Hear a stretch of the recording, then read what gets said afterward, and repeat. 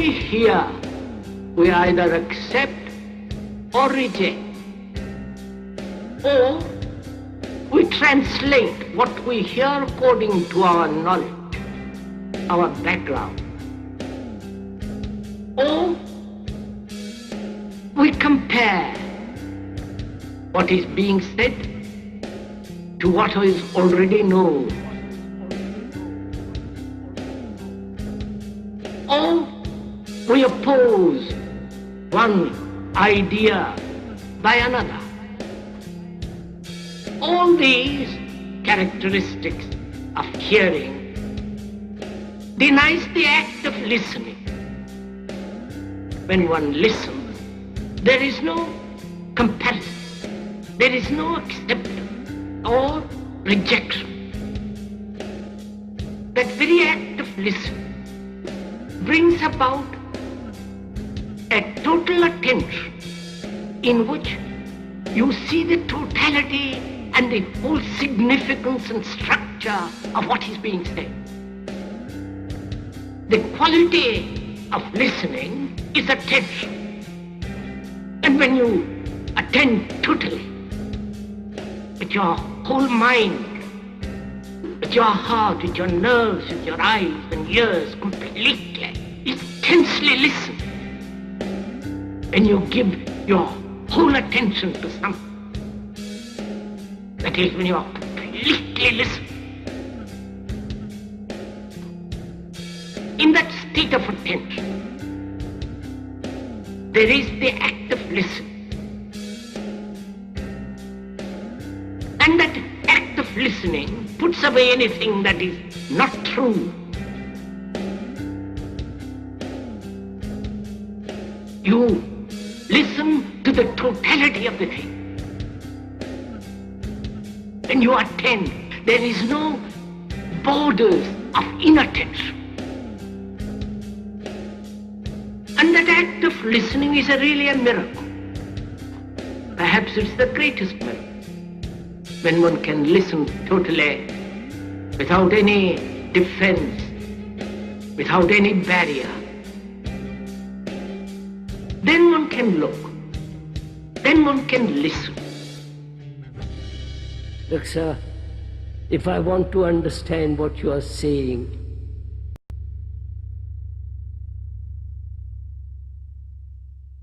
I'm listening to you. I'm listening to you with affection, with care, with attention. Because I know what you're saying. I've heard this before. Something new which is impossible, you're not listening.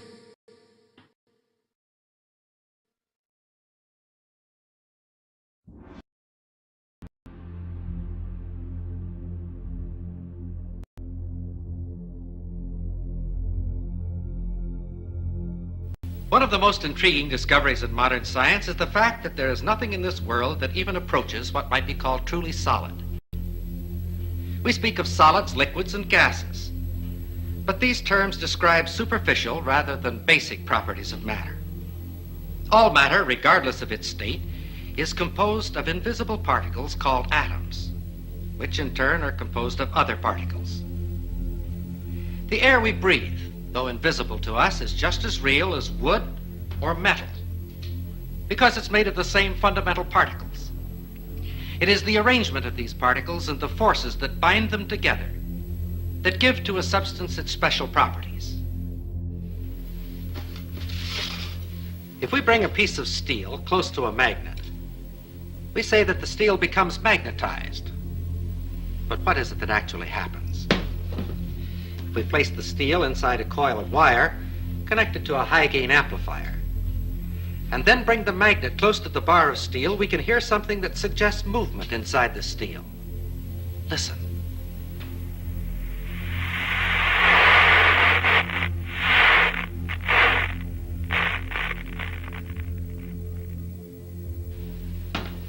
We think of a piece of steel as being solid, and according to our definition, it is a solid.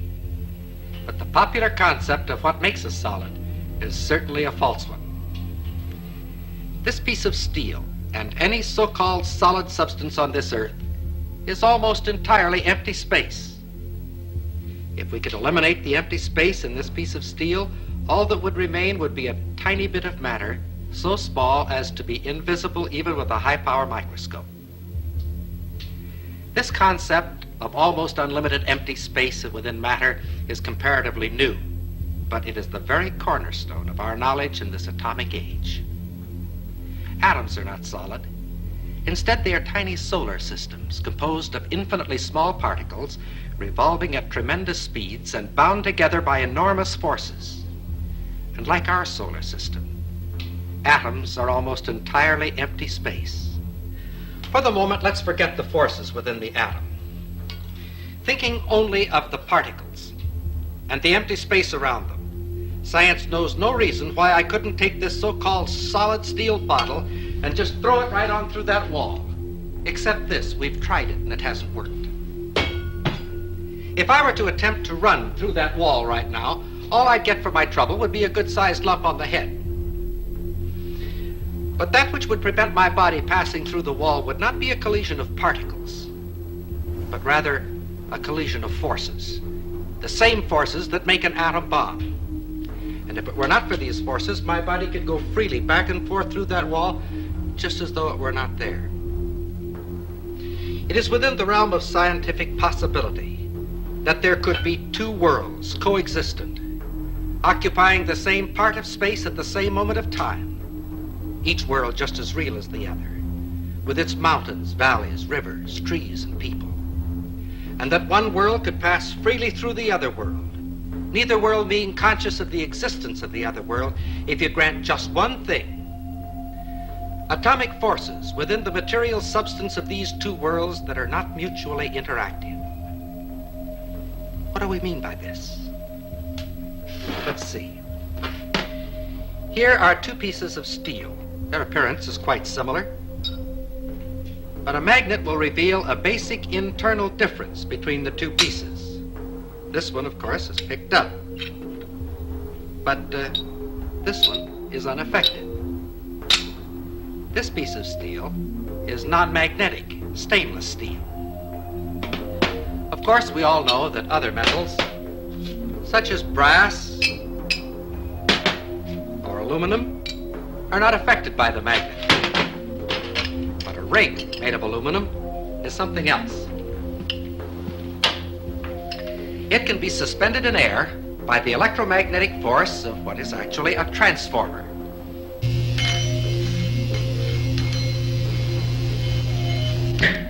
The ring being in effect a one-turn shorted secondary. A smaller ring will react even more violently.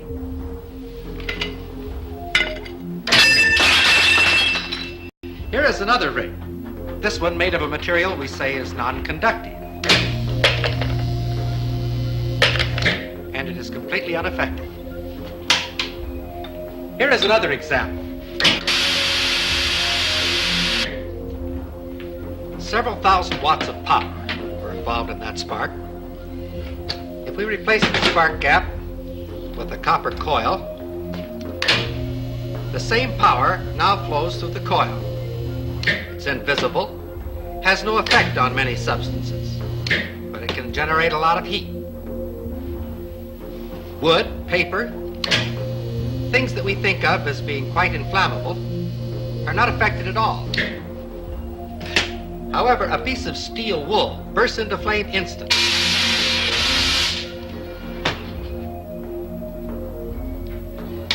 Did you ever fry an egg on a cold stove?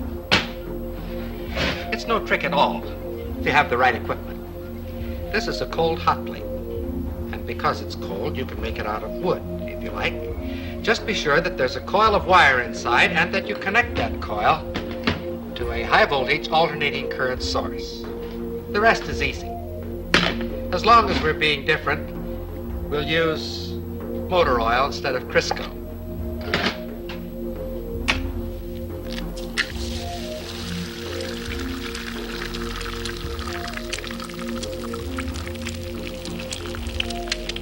The egg fries very quickly, but the stove remains perfectly cold. In fact, if you wish, just to keep it handy, you can fry your egg on the morning newspaper. With a gadget like this, you can get up in the morning, sit on the stove, read the morning newspaper, and fry the eggs in your lap. Another example of the fact that physical forces can be quite selective in their effect. All of the examples which we have cited thus far have been in the physical realm, and of course have been limited by that fact. We can, however, cite examples that transcend the purely physical and clearly demonstrate the reality of these two worlds.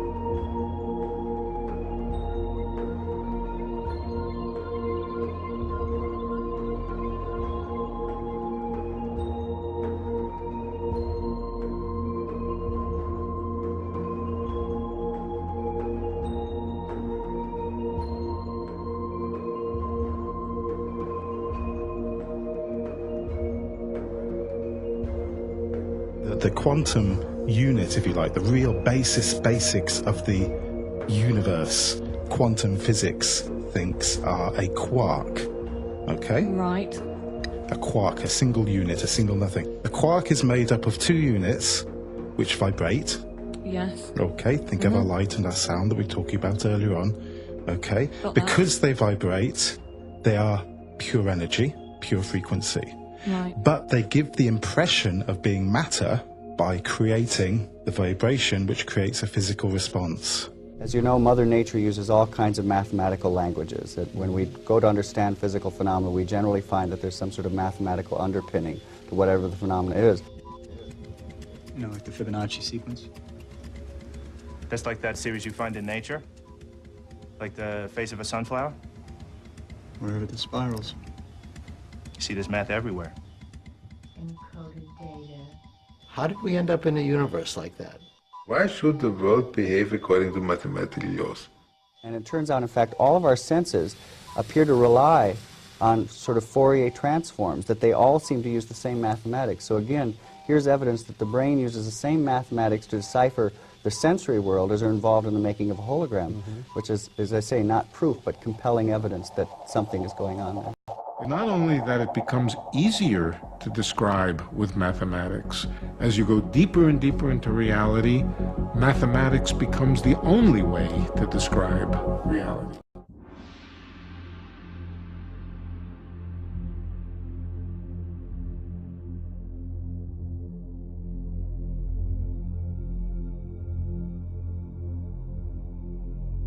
Okay, so 1, 1, 2, 3, 5, that's the beginning of the Fibonacci sequence. Next number in the sequence, what do you think? How about 8? The number after that, 13.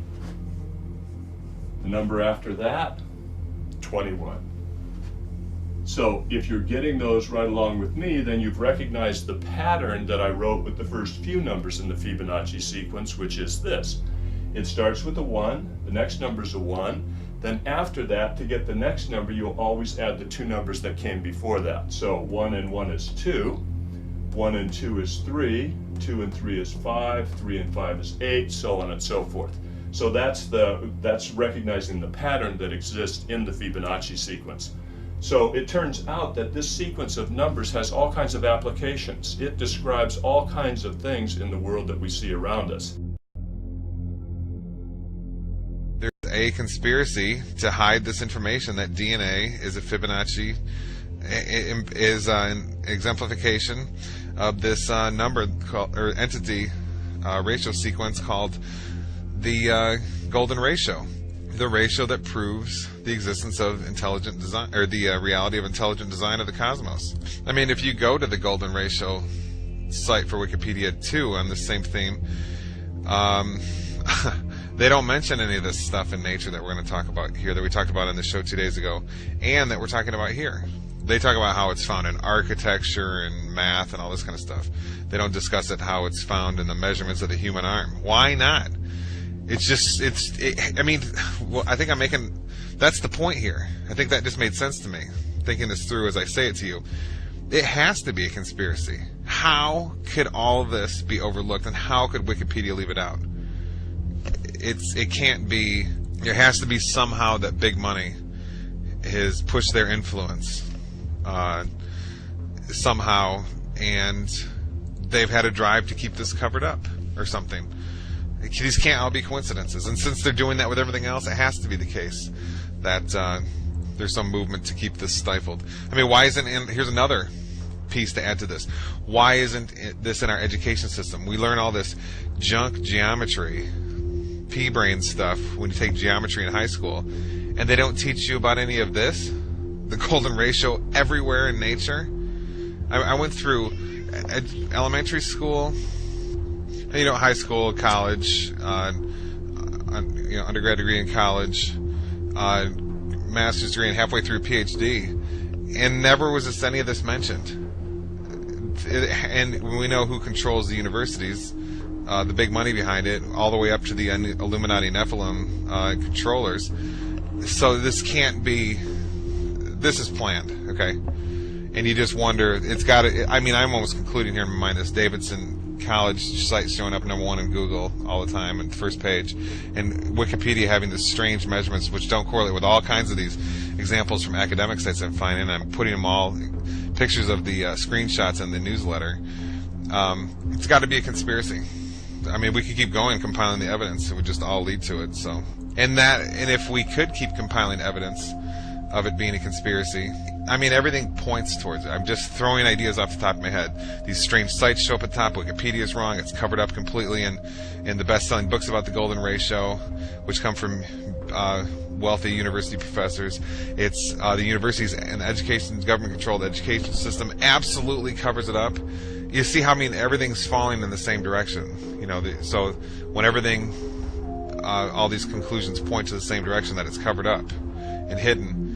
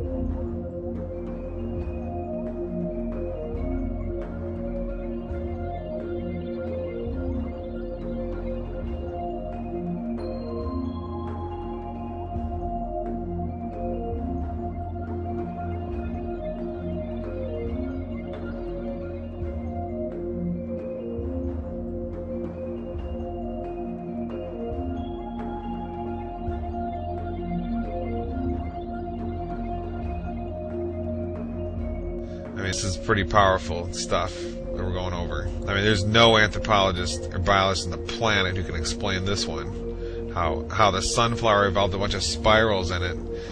It's seed pod design, and how those spirals exactly lead to a golden ratio Fibonacci series numbers. Unbelievable. Okay, this is it. There's no question. I mean, we've all been lied to all through our undergraduate college degrees and our elementary schools and on our TVs just by them not discussing all this. I mean, you know how many examples I have here? There's so many, and they're all this powerful. Okay? And all this was hidden from us while we were in our schools learning about, what were we learning about? Plate tectonics theory. I mean, it's pretty sad case. And when it's so obviously everywhere in nature, it has to be a conspiracy in the satanic New World Order Illuminati system we live in. I guess they don't want you to know this stuff, because you might realize that this reality you live in is charged with Yahweh. The architect's fingerprint is absolutely everywhere, and it's in you. You are a piece of that fingerprint. And hey, you might realize that your consciousness is also, and that there's no joke in saying you're created in God's image, and you can therefore take part in the power and creation of the intelligent designer.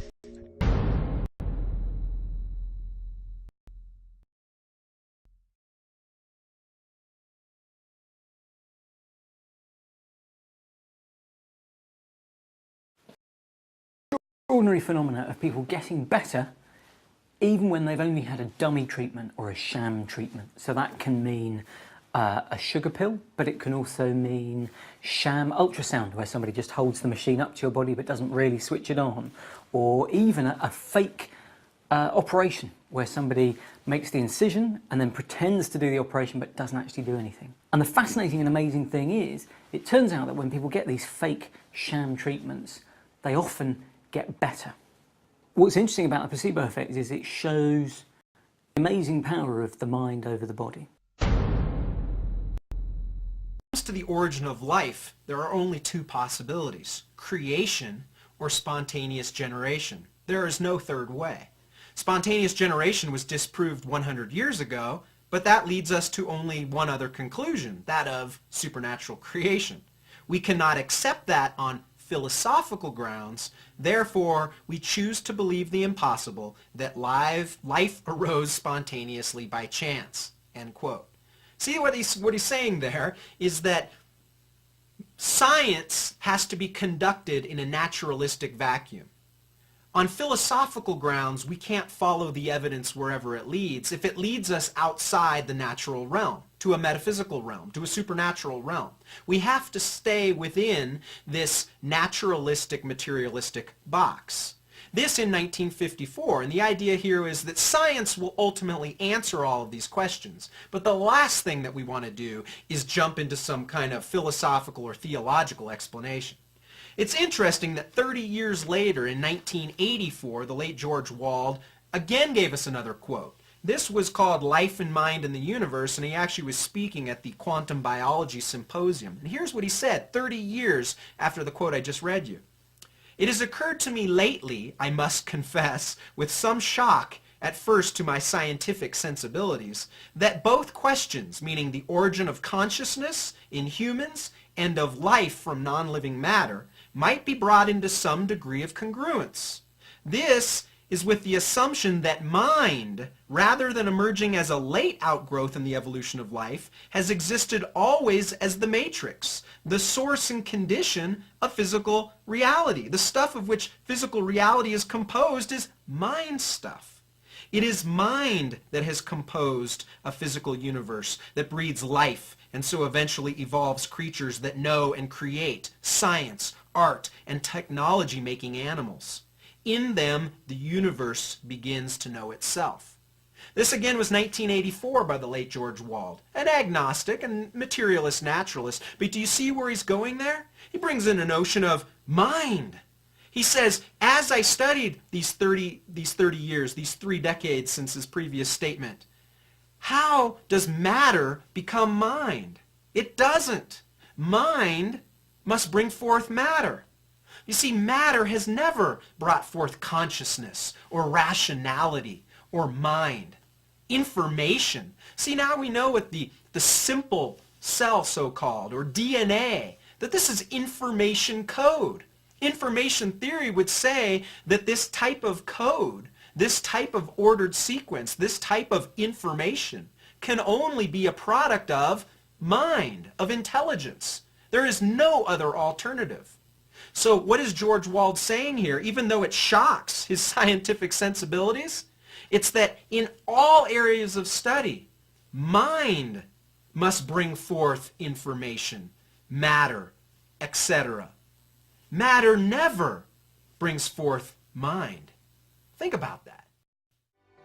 The evidence to me that just cries out that there's a God is the study of DNA. DNA is a very powerful, massive information storage system. In fact, DNA that makes up our genes actually is like books of information that's read by a language system. It's absolutely phenomenal. And scientists know today that languages, a code, only come from an intelligence, and information only comes from information. Nobody's ever seen matter by itself give rise to a code. Nobody's ever seen matter by itself give rise to information. And as you look at DNA, it actually cries out, meaning God created the universe. We all begin as a single cell the size of a period at the end of a sentence. How does that cell know how to build a body with 100 trillion cells in it, thousands of different kinds, and each one of them is so complex, nanochemical machinery beyond our comprehension how it works, and encoded is the instruction manual. It's the manufacturer's manual how to build and operate every part of this incredible body made up of 100 trillion cells. Furthermore, DNA is a three-dimensional molecule that is self-replicating. Each molecule is able to make an identical copy quickly and efficiently. The Lord has even programmed DNA to detect and correct replication errors. These sophisticated capabilities far exceed man's means. God has created the DNA molecule in such a way that it is self-correcting. There are special proteins called enzymes that go up and down the DNA molecule looking for and making repairs on a minute-by-minute, second-by-second basis. God created us with a DNA code that actually has what we call editase or editorial type enzymes. Just as an editor reads a newspaper or a book looking for mistakes, so God has created special enzymes that go up and down our DNA molecule, repairing the mistakes in ways that are unbelievably complex. Our DNA has information in it, and there is a whole field of scientific study called information science, which studies how information originates, how it's transmitted, and so on. And one of the laws of information science says that information never originates by itself in matter, never spontaneously comes about. Anytime we trace the copying of information back to its source, it always comes back to a mind. And since we have creative information in DNA, that tells me that DNA comes from intelligence. It's not something that could possibly come about through millions of years of mutations and natural selection. Nobody knows. Go to the university and go ask your physicists, go ask your chemists, go ask them and say this. Say, how do these crazy things called quantum particles, which act so strangely, compose the next stage up the chain?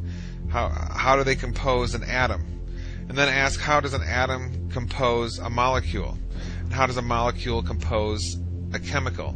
And they're going to say, we don't have any idea.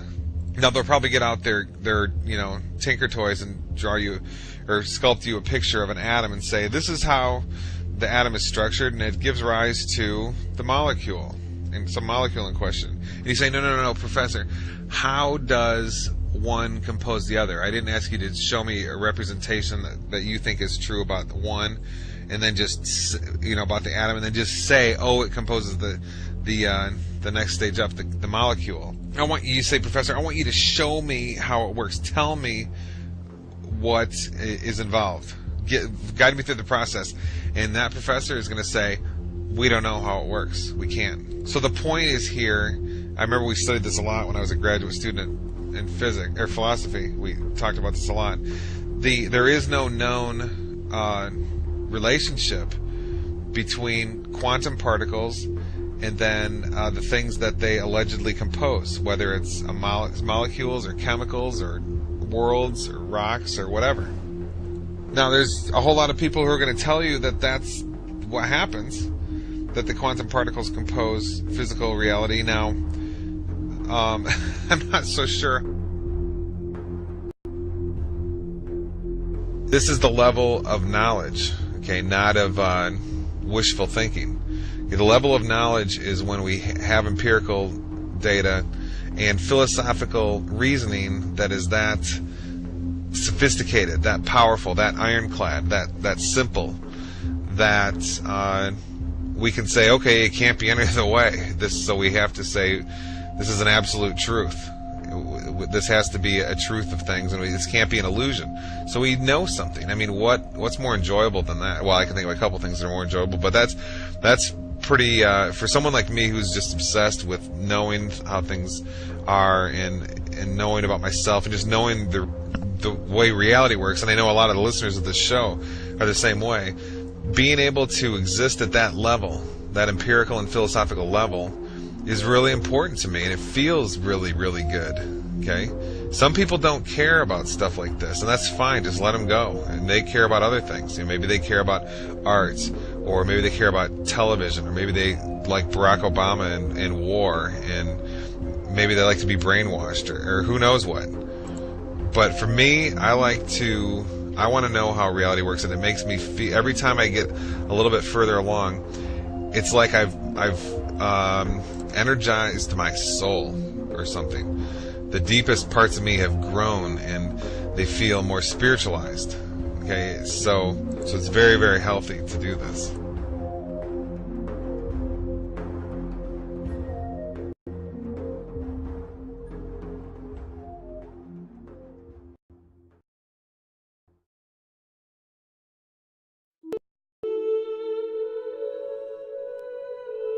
And did you believe in God? Oh, yes. Do you now believe in God? Now? Difficult to answer. I know. I don't need to believe. I know.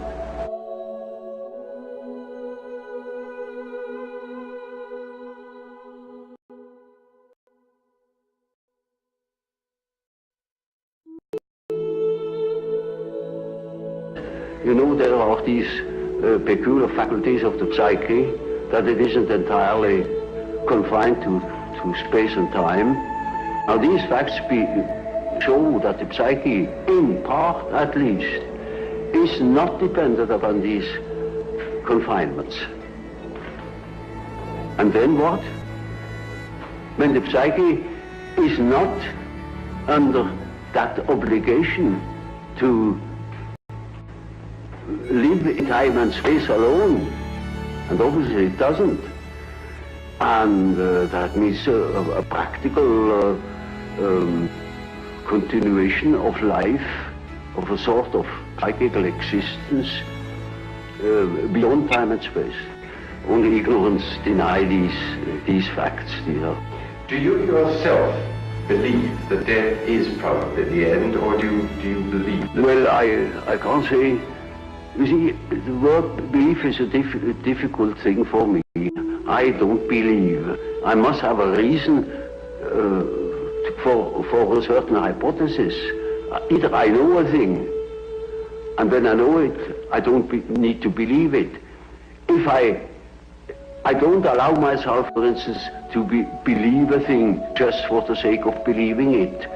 I can't believe it. But when there are sufficient reasons for a certain hypothesis, I shall accept these reasons, naturally.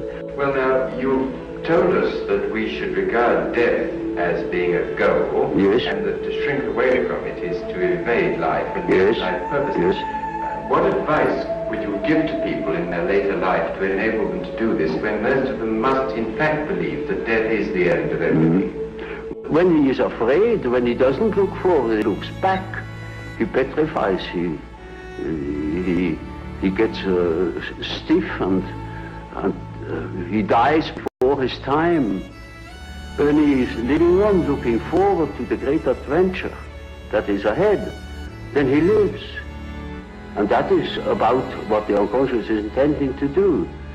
Of course, it's quite obvious that we are all going to die, and this is the sad finale of everything.